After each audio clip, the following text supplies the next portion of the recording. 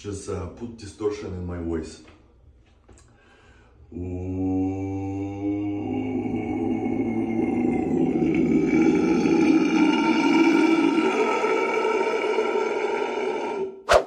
Alex going from Jen to a beast should be my ringtone when people are calling me. As always, make sure to follow my social media accounts at It's Lielers on Instagram, Threads, and X, and subscribe to my YouTube channel at It's Lielers. And also do not forget to follow me on TikTok at Lielers. Lielers on TikTok. So I posted a video on my TikTok talking about the weather that we're having in Houston. So it was 70 degrees this morning, but the wind kept blowing and I'm just like, oh, it's starting to feel like spooky weather in a way. But it's rare when it happens here because, of course, it tends to be hot. But the video's out there if you guys want to check it out. I used the audio where Tiffany Haddish is in a movie where she was like, this is nice, like, girl, you know. So I was like, let me just do that, because that was the first thing that came into my brain as soon as I went outside. I'm like, yeah, this feels really nice. But I don't know how long it's gonna last. Supposedly, like, we're gonna get rain soon. Apparently there's supposedly a storm on its way here, and I'm like, okay, but we don't know exactly what could happen after it rains, because if it's humid, I'm gonna hate it because of all the mosquitoes. But if it's gonna be chilly, even better. My hoodies are ready. I want to start wearing long sleeve shirts again, so yeah, I can't wait. But anywho, this week we have a lot to talk about, and yes, I do have to address the elephant in the room with Linkin Park's new lead singer and drummer. But we're also going to be talking about Beetlejuice, both the spoiler-free and the spoiler version. So without further ado, let's go ahead and get this episode started. And I always hate to kick off the episode with a doggy passing.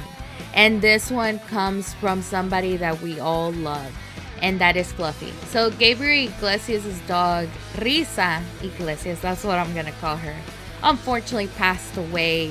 We don't know exactly the cause of death because Fluffy didn't disclose it. But Risa was actually a 17-year-old Chihuahua. And I'm like, sweet Jesus. That's how you know, freaking Chihuahuas, they have a really long lifespan. But yeah, she passed away, and we know from the social media posts that Fluffy did love his dogs, you know, equally. To a point that, you know, if you guys that collect Funko Pops, at one point, you know, they actually made their own appearance. So everybody throw your thoughts and prayers to Fluffy. And of course, Fluffy, we are sending you a big hug. And in other unrelated pop culture news, I also wanted to talk about this one thing because I love Crocs. I wear Crocs. I think I mentioned it before. Some people are probably hating on the fact that I wear Crocs, but god damn it, they're so comfortable. Like, you guys have no idea. And the reason why I'm mentioning this is because Crocs are now going to be releasing horror-themed Crocs. Yeah, we're getting Nightmare on Elm Street, Friday the 13th, and it. Each Croc pair comes with their own Croc charm, so even better just to make it all stylish and whatnot. I really do like the Friday the 13th ones, but I found out that they're going to be released this coming Friday the 13th. And I'm like, really? Like, I'm pretty damn sure people that are like horror fanatics are going to be making their way to the Croc store to get them on the day of. And me, I'm like, I'm not going to be able to get my own damn pair. But yeah, out of all of them, I kind of want to wear the Friday the 13th ones on Friday the 13th, you know, with my Jason Lives baseball jersey that I wore whenever I went to the Houston Horror Film Fest. By the way, check out the blog video if you haven't. But yeah, I really wanted to wear them, and I'm just like, I know I'm not going to get a pair that comes in my size because I do have a common size, which is, by the way, 8 in women's. I don't have big feet, but it's a fair size, so there's that. But yeah, I really wanted to get myself a pair, so oh well. The only thing I can think of is the next Friday the 13th happens to be in December, by the way. And I'm like, fuck Christmas. I'm probably going to wear my Friday the 13th shirt and then potentially Crocs. Who knows? But it's more convenient to actually wear like the Halloween outfit before Halloween. Like literally September is where you celebrate spooky season. I already said it last week. So I'm like, it makes sense, but I don't think it's gonna happen. Oh well, we'll see.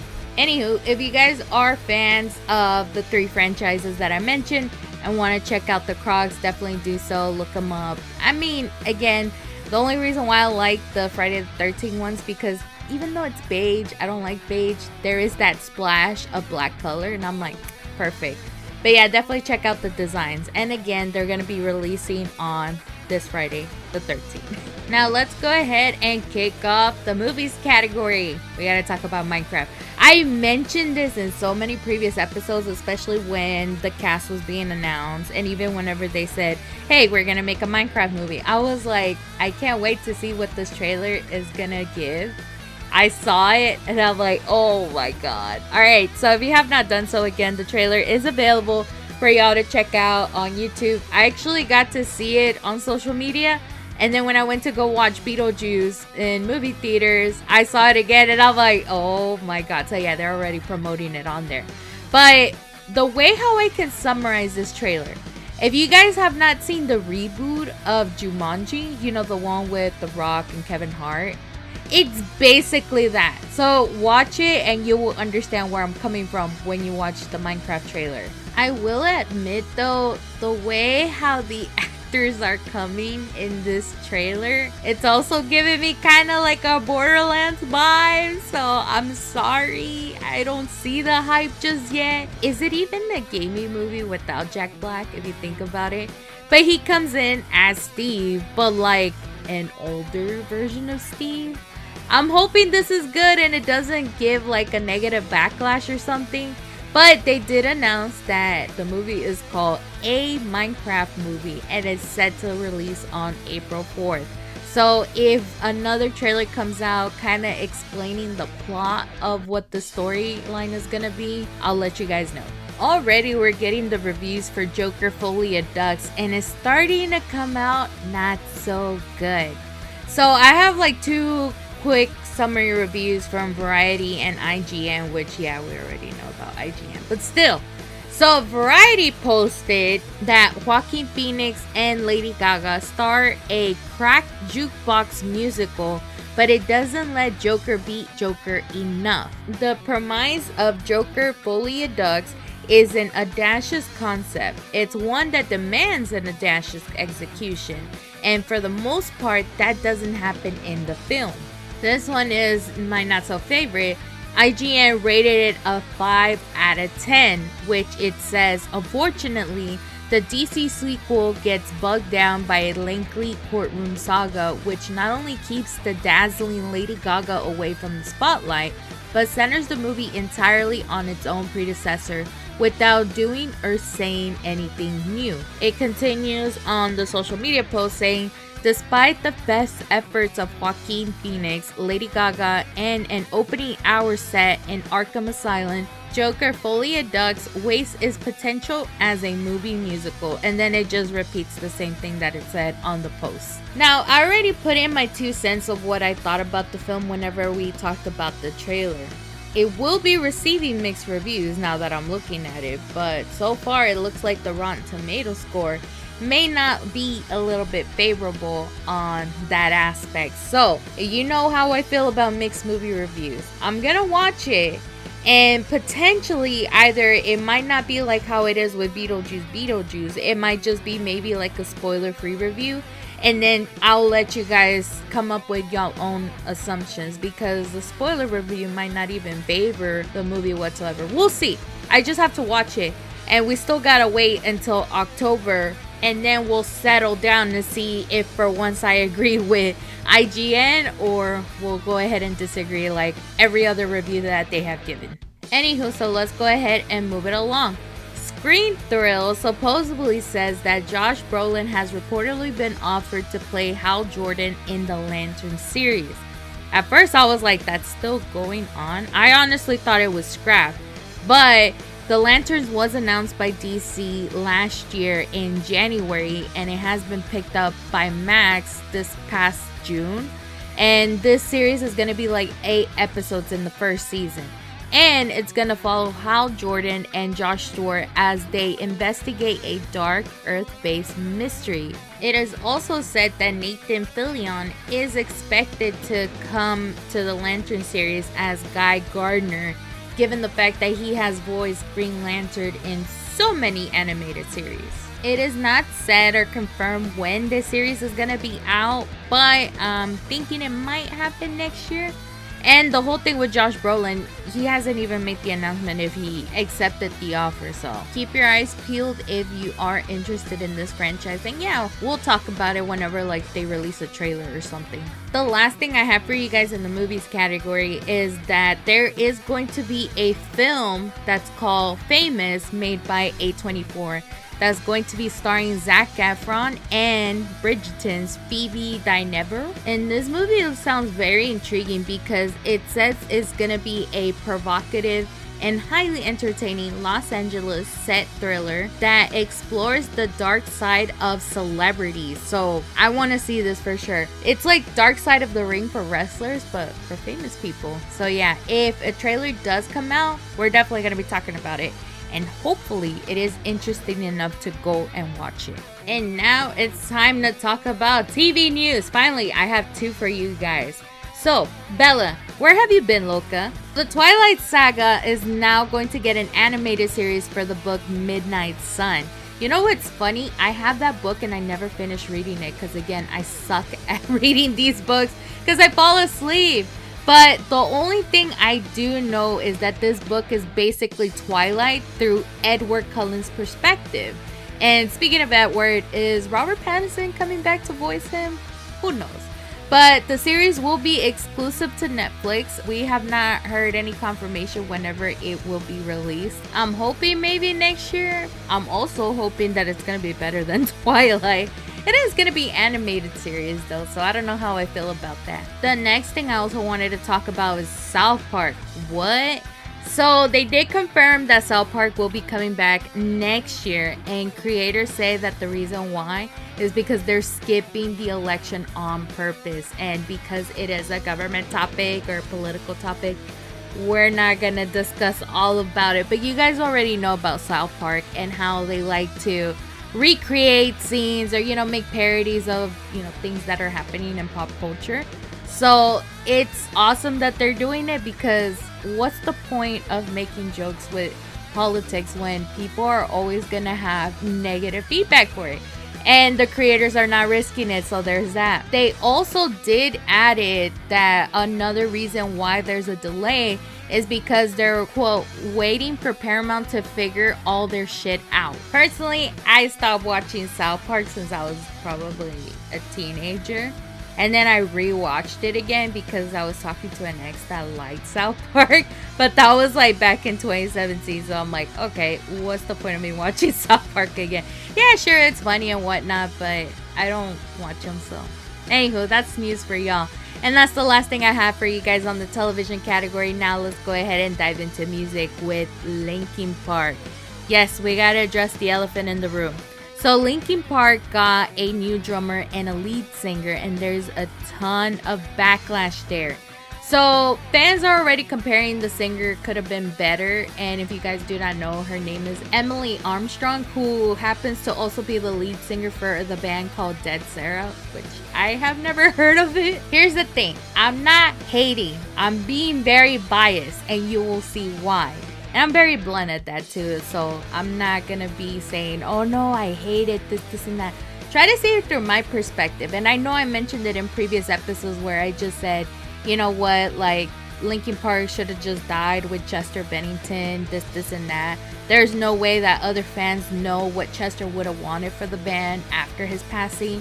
Like, is there a will somewhere out there saying, oh, Mike Shinoda, please go ahead and move on with Linkin Park, this and that?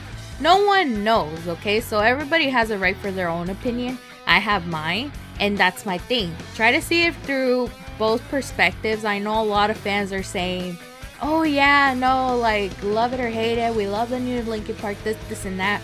It's probably bullshit. You'll see why. So, back to what I was saying. So yeah, a lot of fans were comparing the lead singer to other singers that were potentially trying to either, quote, replace Chester Bennington.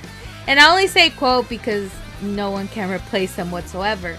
And that kind of gave the hint that, oh, Linkin Park is trying to make new music. We talked about another singer. I forgot her name already. And I was, that kind of sparked the discussion in there.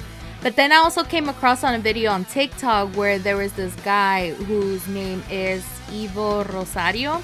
Again, I never heard of him. I don't even think he's in a band. I tried looking him up to see where he's from so you can actually listen to his voice. A lot of people, when I saw that video in the comment section, a lot of people were saying this should have been the lead singer instead of Emily Armstrong. And other people were also saying, hey, Mike Shinoda, do you even know the background of Emily Armstrong? People were digging. And apparently she is into Scientology. And when I mention one name, everybody is going to already assume. And that name happens to be Danny Masterson. So do what you will with that information. But I'm not talking about that. So besides the announcement of the new lead singer and drummer, Linkin Park also did make the announcement that they're going to be on tour with the new members. To top it off with basically a cherry on top, they released a new song called The Emptiness Machine, which you get to listen to it right now if you want to. And yes, everybody is comparing it to Linkin Park's older music. But I like to highlight something. Like any other band, every time they replace a member, the music will never be the same, which leads to a decrease in the fan base. So while everybody is over there giving backlash to the new members, Mike Shinoda actually stated the reason for Rob Burden's departure was actually caused by his own doing. So he explained that Rob was starting to distance himself from the band after the death of Chester. And when I got to see the video of this guy that was explaining the whole scenario, everybody on the comment section actually supported Rob's departure, with them saying that Linkin Park should be laid to rest or just rename the band Mike Shinoda and Friends. It's bad. Not only that, during the announcement of the tour, one of the members is actually not going to be a part of the tour, which happens to be Brad Delson, the lead guitarist of Linkin Park. And he released a statement explaining why he's not doing so. It's really long, so bear with me, but it says, "Beyond and excited to share this new chapter with the world. Bringing our vision to life is the culmination of many twists and turns as we continue our own unique journey together as a band.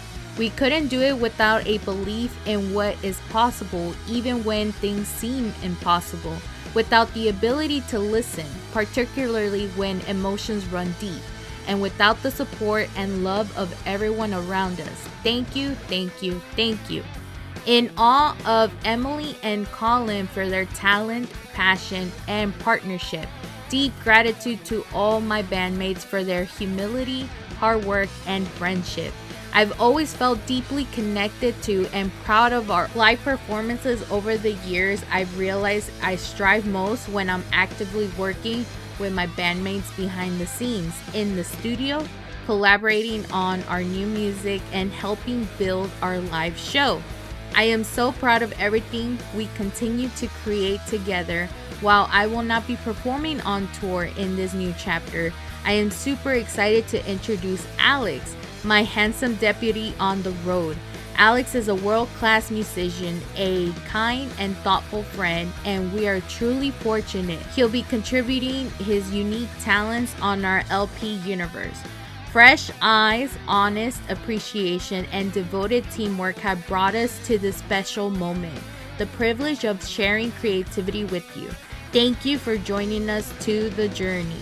Big Bad Brad. So that announcement actually fueled more fans, like the ones that want OG Linkin Park.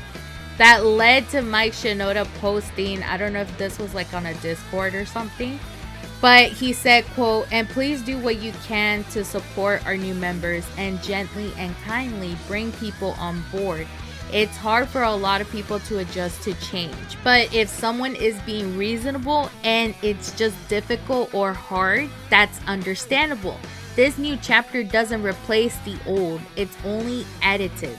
And this is where I come in because I want to be reasonable. All I gotta tell you guys is that it's okay not to listen to new music from your favorite band. I could tell you from experience. Look at me with Slipknot. We've talked about it, especially with the End So Far, or the End For Now album, where it was just not clicking. I mean, I think I rated it an 8 out of 10.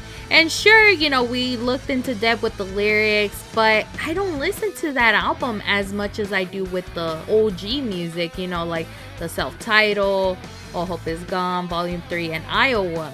But anything after the tragedy of Paul Gray, it was just a big no for me. And, you know, like for example, the Gray chapter, Joey Jordison was still alive, but he wasn't there anymore. And then after that, Chris Ben left, Craig left, and it's just not the same anymore. But it's okay not to listen to it, and that's the thing. Linkin Park is not the only band out there that has either fired, replaced original band members. I actually saw a post on TikTok where, you know, they also included Slipknot. But they also included a lot of other bands who even the founding members of the band are no longer in there. I can name a few, but it's not even founding members. Like, let's look at 3 Days Grace, for example. Ever since Adam Gontier left, it hasn't been the same. Killswitch Engage. We had Howard Jones in there. It hasn't been the same since he left. And then, hell, we were talking about freaking with Ronnie Radke and Escape the Fate. After he left, he ended up making Falling in Reverse. I don't think everybody listens to Escape the Fate anymore now that he's no longer there. There is so many other bands out there too that, again, it just hasn't been the same anymore. And it's okay. They're still making music, whether if it pops off or not. But again, you can never replace the original music.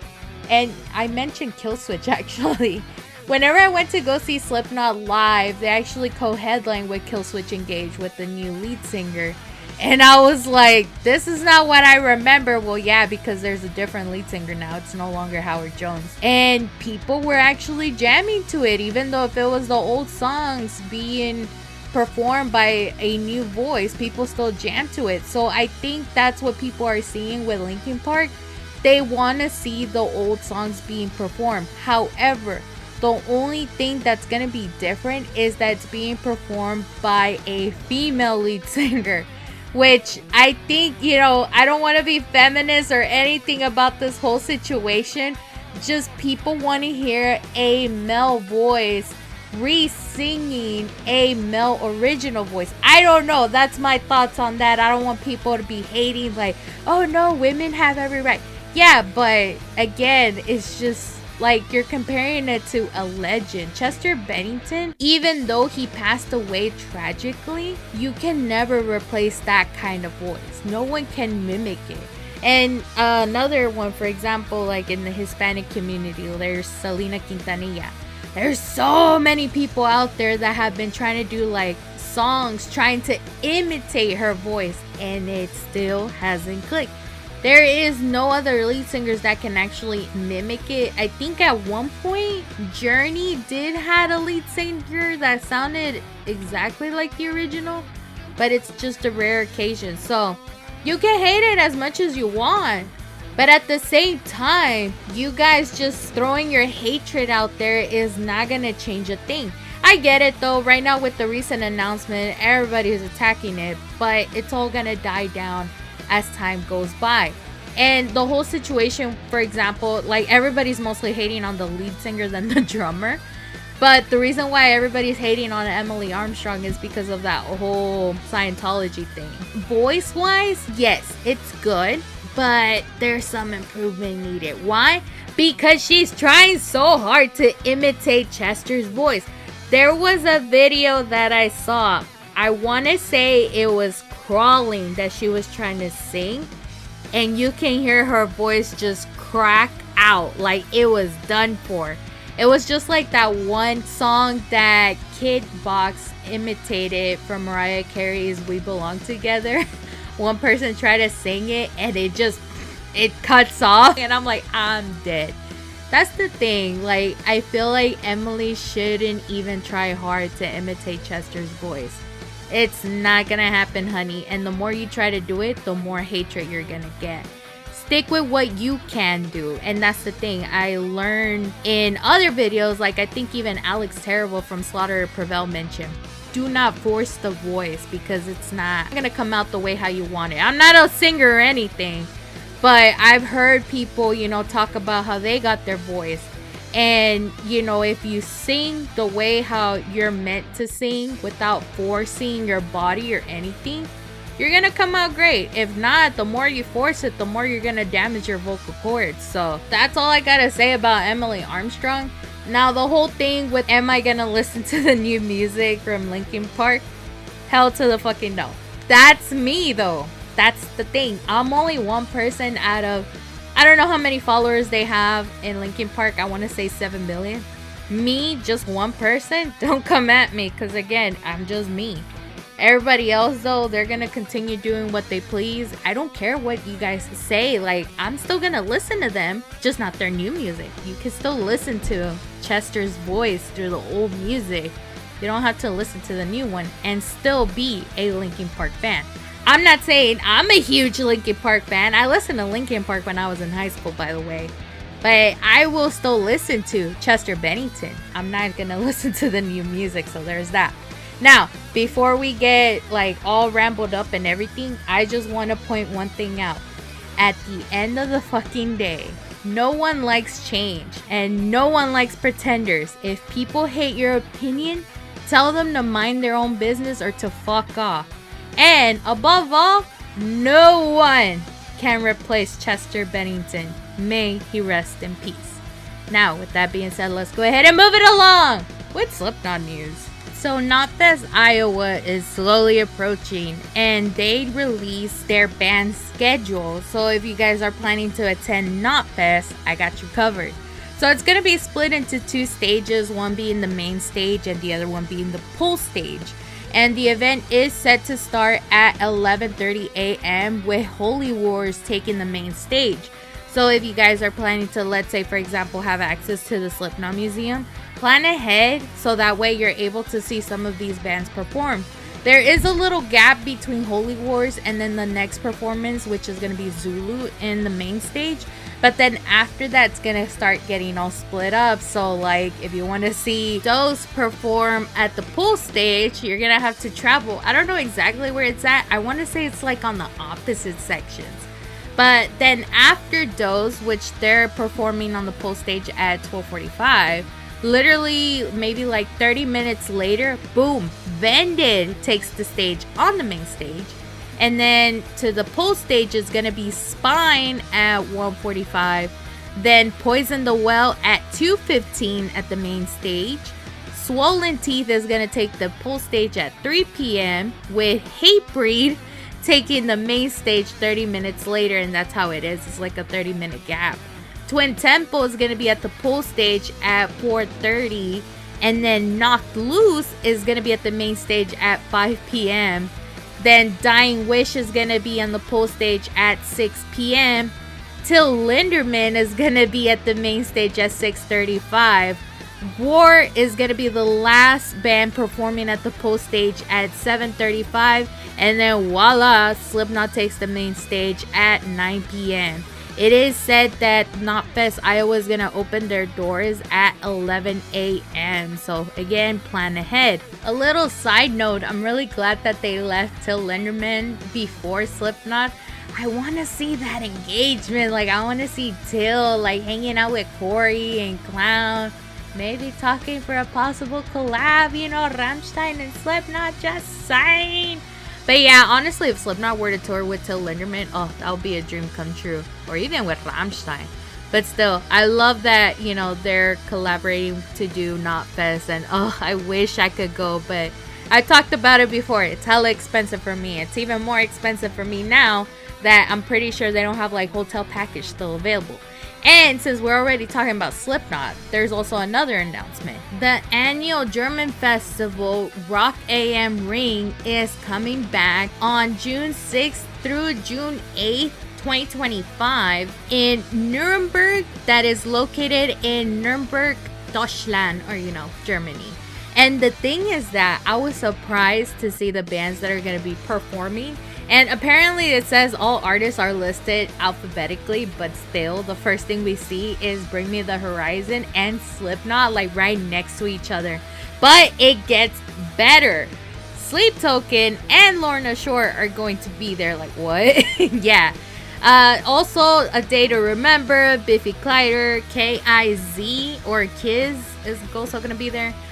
Ginger is going to be there. The Warning, The Ghost Inside, Powerwolf, Idols, Beatsteaks, and then I want to say this is a German band that I don't want to butcher the name, but there is a graphic from Knotfest's social media that has it posted there. And you think it does not get better than this? Well, on their caption, it says the first 14 of 100 bands. There's more to come, by the way, and I'm like, who else? Slaughter the Prevail, maybe? I don't know. Bad Omens, possibly? I don't even know who else is gonna join them in.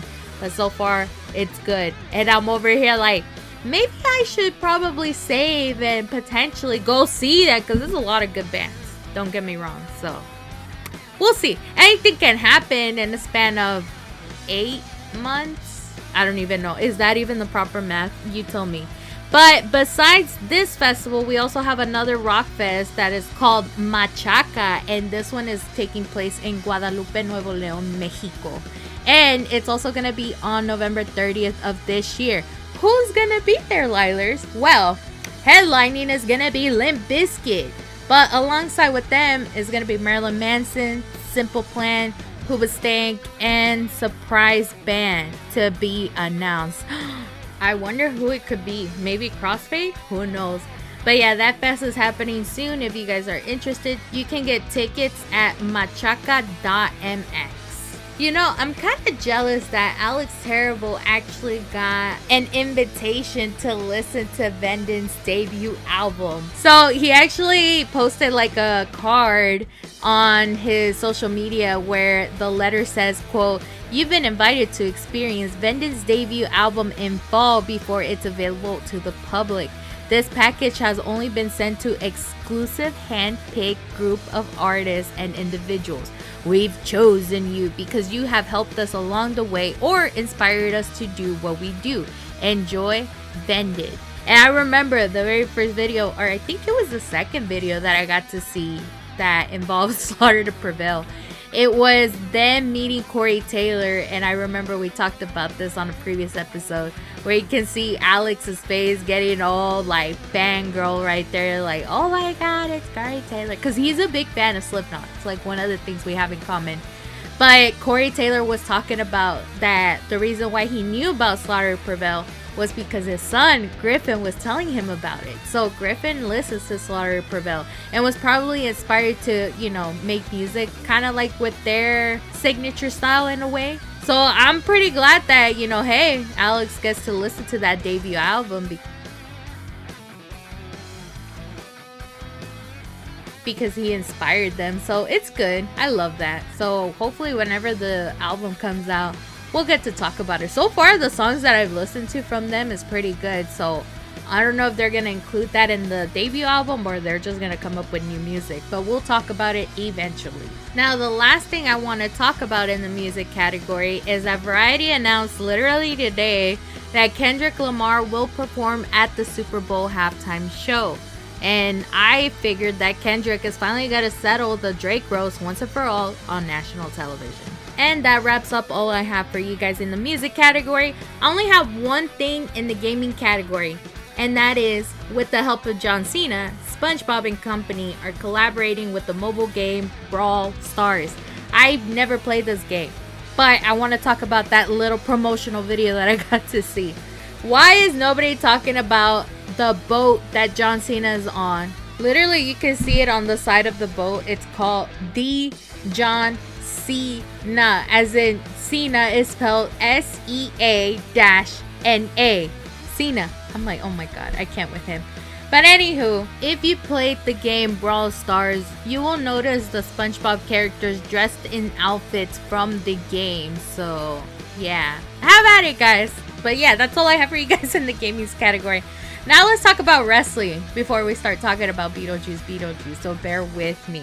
The first thing I wanted to talk about is that Damian Priest did an interview with Chris Van Vliet, I think that's how you pronounce his last name, where he actually revealed that Damian was planning to act in Black Panther Wakanda Forever. And they clarified, like, Damian auditioned for the role.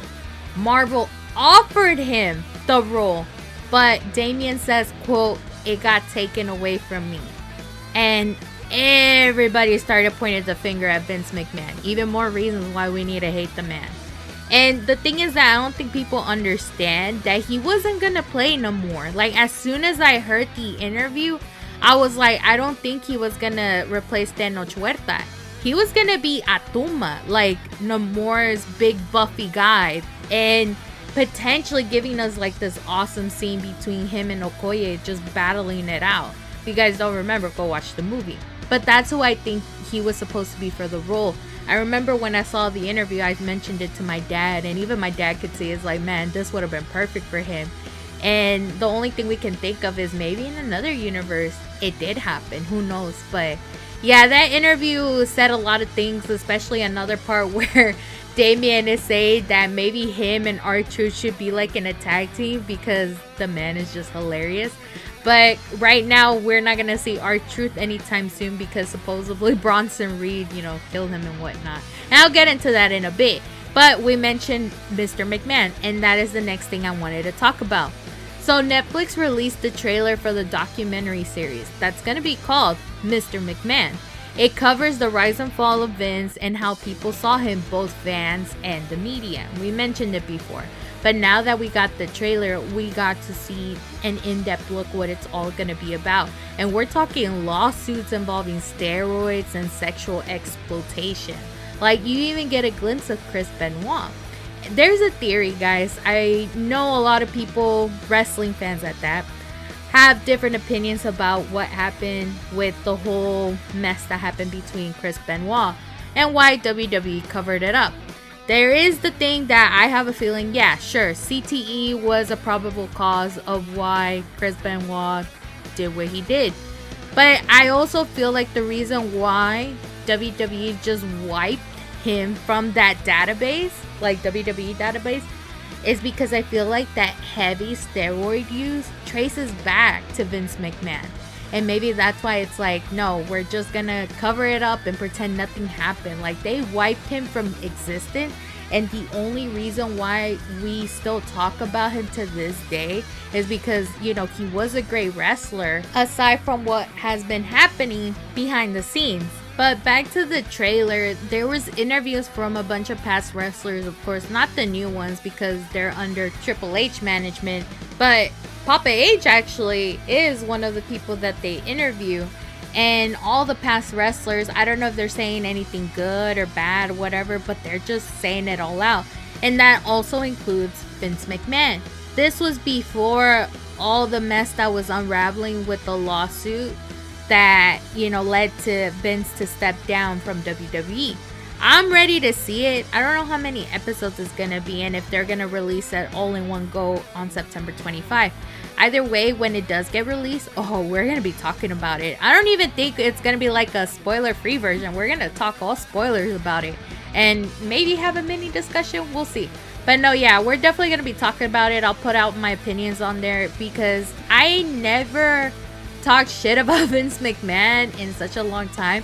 But I'm always talking shit because I'm complaining of how the storylines could have been better. Hell, right now, yeah, they could have been better, but they're doing just good enough compared to Vince management. So yeah, got a few more weeks ahead of us. And let's go ahead and move it along. So Saraya announced that she will be releasing her autobiography called Hell in Boots, Clawing My Way Through 9 Lives, which is planned to release on May 25th of next year.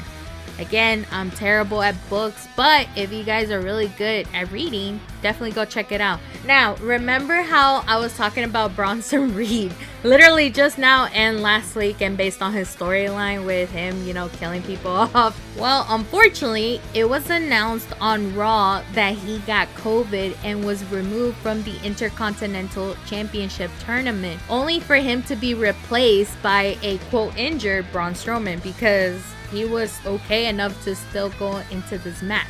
And he won, by the way. The other thing I still want to point out, COVID is still lurking, Just be careful out there, guys.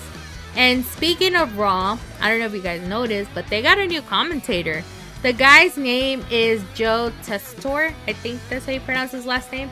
Who is also a sportscaster for ESPN. And he made his debut on Raw. And personally, I think he did a great job. However, I was pissed over the fact that there was nobody yeeting from either him or even Wade Barrett. Like, what the fuck? How did you guys do me like this? I know nobody likes change. We talked about this with Linkin Park. I think that's going to be the title of the podcast episode. Literally, nobody likes change. But it's not the same without Pat and Michael Cole, which Michael Cole is now the commentator on SmackDown with Corey Graves. However, it's not the end, because Pat McAfee won't be back on commentary duties until 2025 when Raw moves to Netflix. So there's a possibility. I don't know if Joe's role is temporary, by the way. So, but again, he did a good job. I mean, he kept me engaged. Even my dad agreed. So I'm like, compared to the previous commentators, this was good, So good choice. Good job for once. And I want to say it was Papa H. So thank you, Papa H. Anywho, let's go ahead and move it along. I want to talk about SmackDown really quick. And I don't know if you guys noticed, but what the fuck was going on with Giovanni Vinci's debut? Because it was not it. I could not help but to notice Homeboy was taking his precious time making it to the ring. But then I also noticed the ref, who happened to be new, I think, because I've never seen that guy before. And he's over there telling Giovanni, like, to hurry the fuck up. And Giovanni's like, no, hang on, So, I don't know if there was something going on in reality, or was it, again, orchestrated, because they do tend to practice sometimes like this. But Giovanni Vinci was going up against Apollo Crews, and same thing, ref just decided to ring the bell while Giovanni's over there trying to get, undressed and whatnot. And Apollo Crews got the 1, 2, 3 count, like, right then and there. And once I saw that, I'm like, are they trying to make Giovanni like the next Santino Marella, or like Kurt Hawkins, for example? Like have consecutive losses back to back. But then again, Giovanni Vinci shouldn't be buried like that. And I got to see that on the social media posts, on the comment section, when WWE posted the videos. People were like, oh no, like Giovanni got robbed, like please do not bury him, this and that. And I'm like, okay, there's some hope, because I mean, come on, Homeboy was in Imperium. Sadly, he got kicked out, but I feel like it was because management, whatever, creative decisions, whatever you want to call it. But at the same time, I'm like, he can wrestle. But then again, he also lost when he was in Imperium. I don't know. We'll figure it out. But I feel like they should do something good with this man. Hell, if you want to give him feud with Apollo Crews, by all means. And then eventually making his way with Baron Corbin. There's a reason why you guys have these talents. I don't need to be seeing repetition of other matches. Like we already saw Carmelo Hayes and Andrade going back and forth. Same thing with, Chad Gable and Uncle Howdy and everybody else. But I'm like, oh, come on, guys. Get better with these storylines. But anywho, I also need to talk about 2 other things before we get to the Beetlejuice reviews. One of the things I wanted to talk about was No Mercy that was already held last week. And I know if you guys listened to the end of the episode, I was already talking about 2 matches that just happened, so I'm not going to talk much about it. So we're going to move it along to the NXT North American Championship match between Obafemi and Tony D'Angelo. Now this match was interesting. The only thing is that my prediction did came true, because the only way Tony D'Angelo were to win the North American Championship is if him and his family were to interfere. But that was nothing for Oba, and he actually retained his championship. The next match was Roxanne Perez versus Jada Parker for the NXT Women's Championship. This one was very boring. Like, the fights, the execution, everything was so freaking slow. But I already knew Roxanne was gonna win, so there's that. However, after Roxanne won, all of a sudden, the lights went out. And I was over here thinking, if Stephanie McMahon does not make her debut, I'm gonna be pissed. And pissed I was, because the person that came out instead was Julia, which happens to be a well-known wrestler for World Wonder Ring Stardom, and they were also in collaboration with New Japan Pro Wrestling. Here's where it gets even interesting. She was actually the Strong Women's Champion who actually lost the title against Stephanie McMahon. So, maybe they'll continue on that storyline in NXT, who knows? And it was funny too, because after Julia's appearance at NXT, Stephanie McMahon actually posted on social media like patience or whatever, and I'm over here like, well, hurry the fuck up, you know. But yeah, no, so we'll see how that storyline is gonna go. But man, they're bringing anybody at this point to go up against Roxanne and see if possibly she ends up losing that NXT Women's Championship. But she's making it. And then the next and final match was actually the main event. I was like, there wasn't that many matches for No Mercy. But it was Ethan Page versus Joe Hendry for the NXT Championship, which I had no like high hopes that Joe Hendry was gonna win. And then the thing is that Trick Williams was the special guest referee. We were thinking that, yeah, maybe possibly Trick Williams was gonna go heel. But after watching the match, I can safely say, technically speaking, Trick did not betray Joe. He was following, referee rules, whatever. There was a moment where Joe Hendry got the 1-2 count, whatever, but then Trick had to stop it because Ethan Page's ankle was literally underneath the rope. But again, it's like, hey, it's there. You gotta stop it. I'm just following the rules. And unfortunately, like, it came to where they ended up hitting Trick Williams, and then another referee had to come in, and he was about to do the 1-2-3 for, I think it was Joe Hendry or Ethan, I don't remember. But then Trick Williams comes out and it's like, no, bro, like, I'm the ref, I'm still good, get out of here. And afterwards, without Trick Williams even noticing, like, behind his back, Ethan Page still managed to do like a little cheat move and managed to get like the right 1-2-3. Like, even Trick was like, God damn it, like, kick out already, Joe. But he didn't kick out, and he had no choice but to call the match and have Ethan, retain his NXT championship. So there's that. And then the last thing we got to talk about was yesterday's AEW All Out pay-per-view. My thing is that I am not going to go on every single match. There was a lot, but there was no hype, because we all know damn well a lot of people were retaining championships. The only thing we were probably looking forward to was Swerve Strickland and Hangman Adam Page in an unsanctioned lights out steel cage match. That was definitely brutal to watch. On Wednesday's Dynamite episode, they actually cut a promo where Swerve was at the ring, calling out Hangman, but Hangman was nowhere to be near the arena. Instead, he was at a house that happens to be Swerve Strickland's. I don't think so. I feel like the house was a paid actor, by the way. And then Hangman just lights up that house on fire, and that's how they ended it. So everybody is like, oh my God, it's gonna be brutal. We gotta watch it, this and that. So let me talk about it really quick. It's funny how they mentioned lights out, but the lights were on in the arena. But basically, it was just like an Extreme Rules match, because everything was out there for everybody to destroy, like tables, ladders, all of that. But one of the things they did that has probably never been done in any match that I know of was that Hangman Page actually pushed a syringe into Swerve Strickland's mouth and then breaking a chair on his head. I was like, what the fuck? I never seen that. But yeah, they literally went all brutal on there.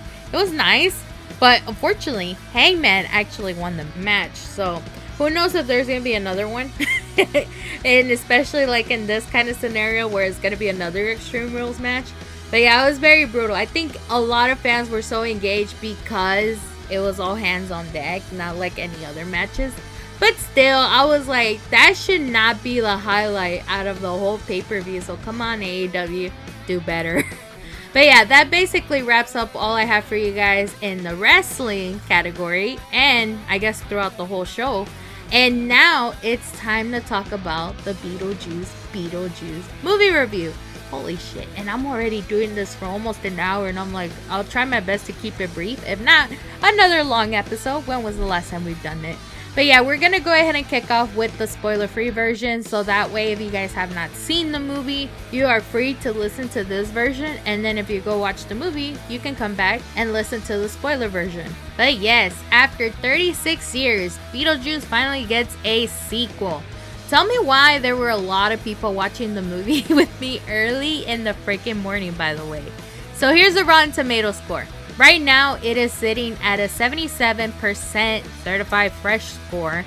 And then the audience score is sitting at an 83%. There are no end credits for the movie. Just a nice memorial. So yeah, I didn't realize that the first movie came out in 1988. This was like way before I was born. Well, yeah, 36 years. So if you were born in 88, now I know how old you are. My biggest concern of the movie, though, was like the visual effects or like the CGI, however you guys want to call it. As mentioned in a previous episode, I was very concerned that they were going to leave some of the 80s CGI.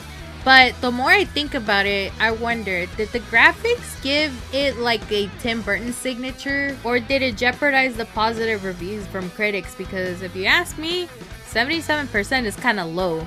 But the movie was called Beetlejuice. But Homeboy was split into two storylines where he was just like kind of like in the background. I don't know. Speaking of the storyline, it was interesting. But then again, it was like, what was the point? Like, it was hilarious. I'll give it that. Even though it felt longer, it was definitely more engaging than the first movie. I don't know, but I like this movie better than the first one. I know for sure this movie wouldn't have done so well if the original actors were not in this movie. The good news is that this movie got a successful opening weekend with 110 million domestically. So right now it is dominating the box office. So personally speaking, was this sequel necessary? I want to say yes, because not only it carries on from what happened in the first movie, but you get to see what the family has been doing. And the moral of the story is not letting your past haunt you. Basically, that is what it is. And the thing is that it is also family friendly.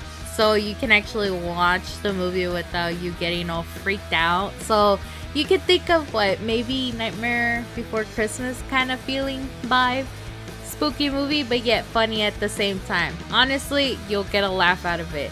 I highly recommend it, especially if you watch the first movie. If not, I think you can watch it other places. I watched it on Prime.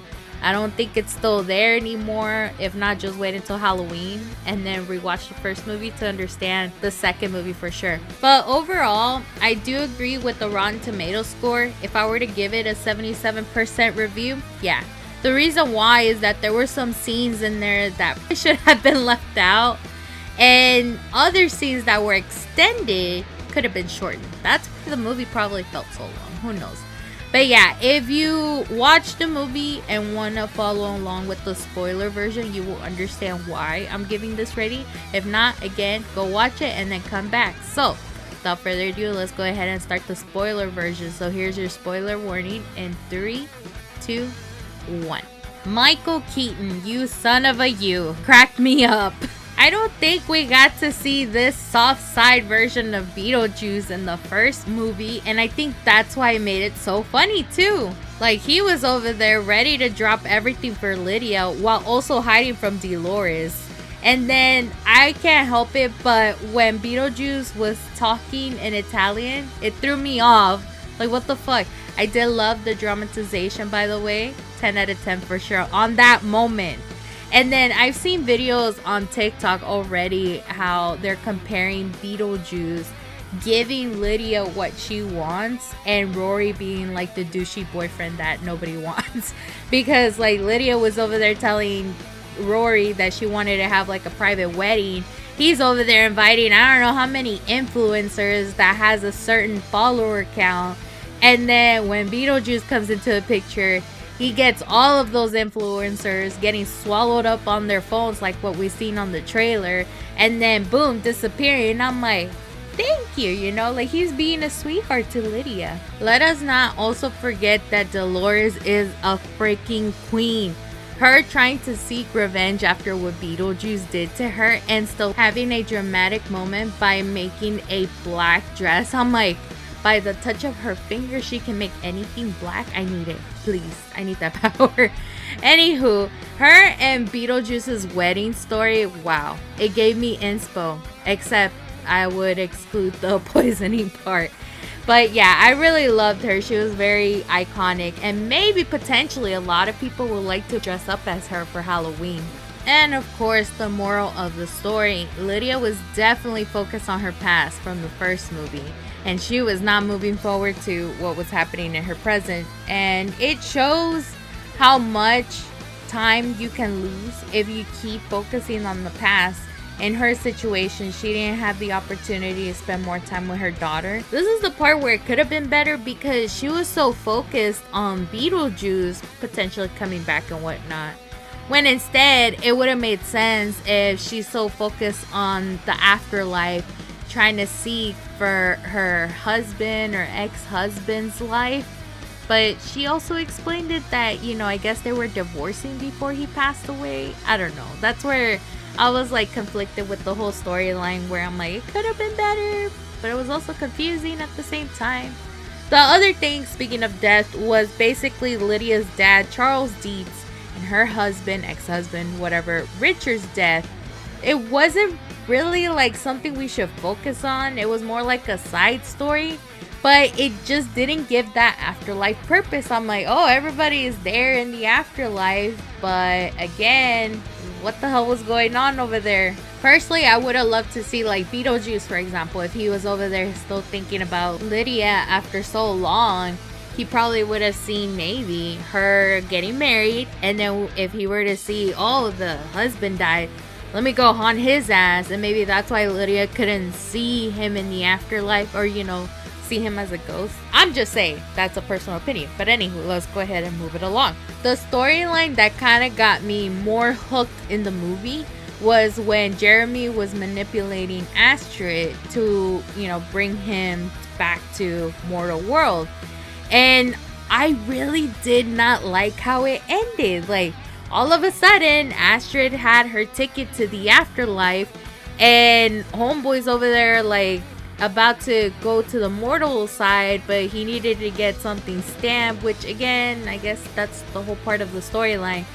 But the way how Beetlejuice just comes out of nowhere, stamps, like, oh, hey, you're going down to hell instead and perish and whatnot, I was, like, expecting, like, some kind of fight, and I don't know. I just didn't like how it ended. But again, that's what happens when you have like two split storylines and you're trying to push it all into one movie. Because again, Beetlejuice was separated on trying to save Astrid, but also run away or hide from his ex-wife Dolores, who's hunting him down. So that's why I'm like, this could have been better. But yeah, that one storyline, that's when I'm like, oh, this is good. Now, I gotta talk about William Dafoe's character, Wolf Jackson. I feel like that was like the cherry on top for the comedic reasons. He actually made this movie so hilarious. He was basically an actor playing as another actor who died while acting as a cop. I'm like, oh my god, what the fuck? But he still nailed it because he's a goat. Come on. What I didn't understand was, what was the whole purpose of coffee cups? He keeps throwing them away. Like, he doesn't drink them.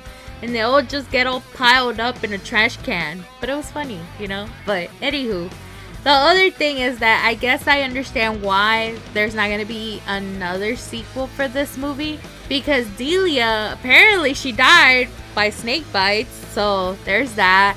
And then it looks like Beetlejuice is like gone forever, I think, you know? But That's the thing. Like, even though at the very end, this is another reason why one scene was unnecessary, was the part where apparently Astrid gets married and has a kid, which again, that should have been deleted.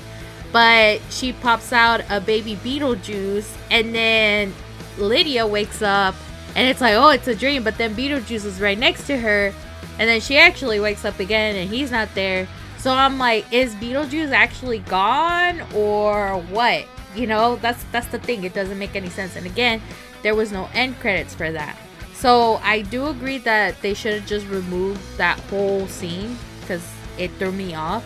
But then there was another scene that was so unnecessarily extended, which was the wedding that they were planning to have, where Beetlejuice is about to marry Lydia, but then they're singing. Everybody, I mean, like even the priest, Astrid, Delia. It got to a point where I was just like, get to the point. And I was actually hoping that Lielers was gonna come in and stop the whole singing mahjong, but no, it just kept going. I don't know. This movie could have been better, but it was funny in a great way. Would I watch it again? Maybe, potentially, but not as much as I would, like, for example, Deadpool and Wolverine. So there's that. I highly recommend it though if you guys just want to watch like a corny movie. This one's it for you. And with that being said, that wraps up this week's episode. As always, make sure to follow my social media accounts at It's Lielers on Instagram, Threads, and X, and subscribe to my YouTube channel at It's Lielers. And also do not forget to follow me on TikTok at Lielers. Lielers on TikTok. Now, I didn't mention this in the beginning of the episode, but hey, if you made it this far, even better. I might give you guys a heads up because I just checked on social media that there's possibly another hurricane coming this way, and I'm like, huh, like sweet Jesus. So, if I don't upload next week, my power might be out. That's all I gotta say. But if for some miracle reason my power is on and I upload an episode, haha, I made it through the Friday the 13th curse. But yeah, let's see how it happens. But definitely keep your eyes open on my YouTube channel. That one surprise vlog might be coming in the next coming weeks. Just saying. But anywho, I don't know what the heck we're gonna cover next week, but for sure, whatever happens on pop culture moments, anything, whether if it's movies, TV, whatever it is, I'll keep you guys covered for sure, hopefully. That is why y'all need to follow my social media accounts, just so y'all can get updated on what's been happening with me. But as always, I hope you guys did enjoy this episode, and I will talk to you guys on the next one.